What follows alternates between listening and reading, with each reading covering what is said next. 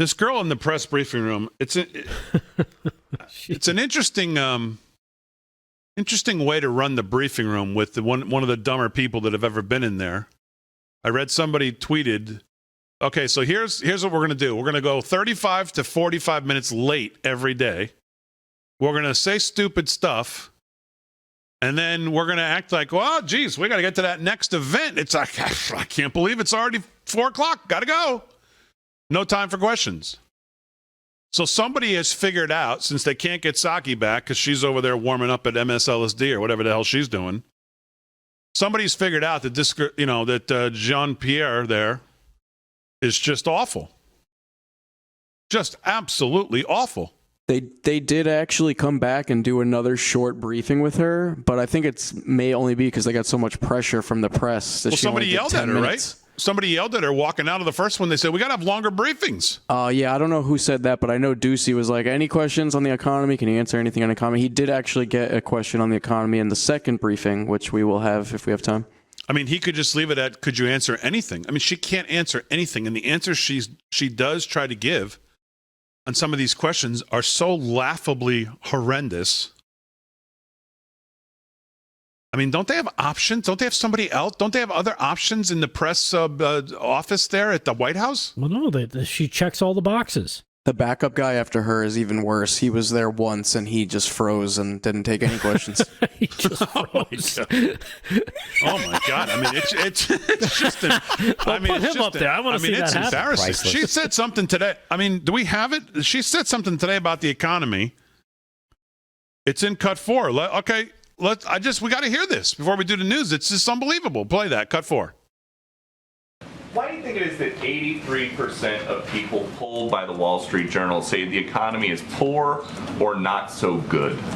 So when it comes to consumer confidence, is what you're talking about there, we know that can reflect concern and uncertainty about higher prices. People feel the effect of high prices when they go to the grocery store and they feel they're up their gas tank, which the president understands very personally when he was growing up and understanding how when prices elevate, we don't care about him how much that can hurt a family, how much that can We've heard him really say that 100 times. Someone's household. But the fact is we are in a fundamentally different place compared to when the president took office and compared to this time a year ago. She's right. And so, during this presidency, people felt uncertain about the economy generally, but they actually felt as good about their personal financial situation as they ever have, according to the Federal Reserve survey, with nearly 80% of adults reporting that they are financially comfortable. So that matters as well. But to the point about, you're saying that people feel good about their personal financial situation. High gas prices, people can't get baby formula, the supply chain is messed up, everything is more expensive. Where's the good part? So the survey that I just read off started in 2013, and that is the first time that we saw numbers like this since 2013. So that does mean something. Just like you gave me 83%, I'm giving you newer than 2013. 61% are saying now in this Wall Street Journal poll they are generally pessimistic about people having an opportunity to achieve the American dream. How's that going to look on a bumper sticker? I guess what I'm trying to say, Peter, is that we understand that people are feeling this. They are feeling the increase of prices, which with food in particular right now and gas. That is something that we understand. What I'm trying to say to you is that the economy is in a better place than it has been historically.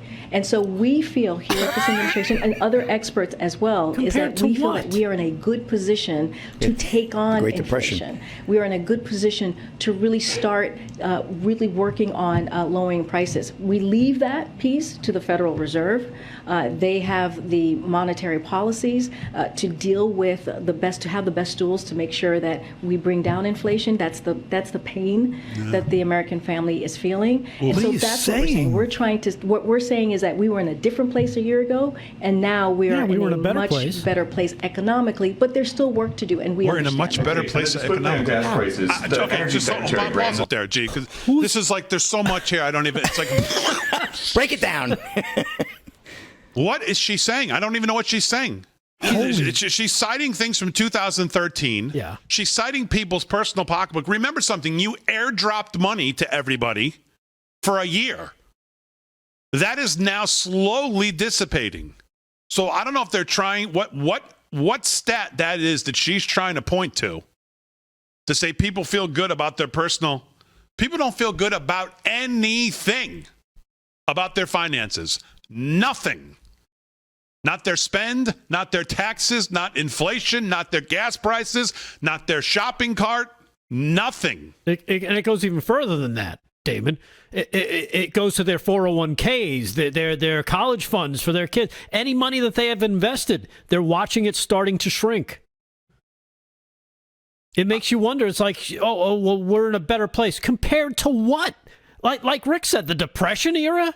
You mean the 1930s, the early 1930s? I mean, if she could have thrown the word history in there one more time, maybe I would have gotten it, but I don't think so. It was historical to be history and historical history. What? This word salad of nothing. Holy cow. And she reads most of it. And then she tries to reaffirm, then she tries to reaffirm at the end that we're in a better place economically than we were a year ago. What? Raise your hand if you're in that boat. I see one she's the only one on this screen right now that could raise her hand because she's probably doing better financially than she was a year ago. Right. That's Good it. point.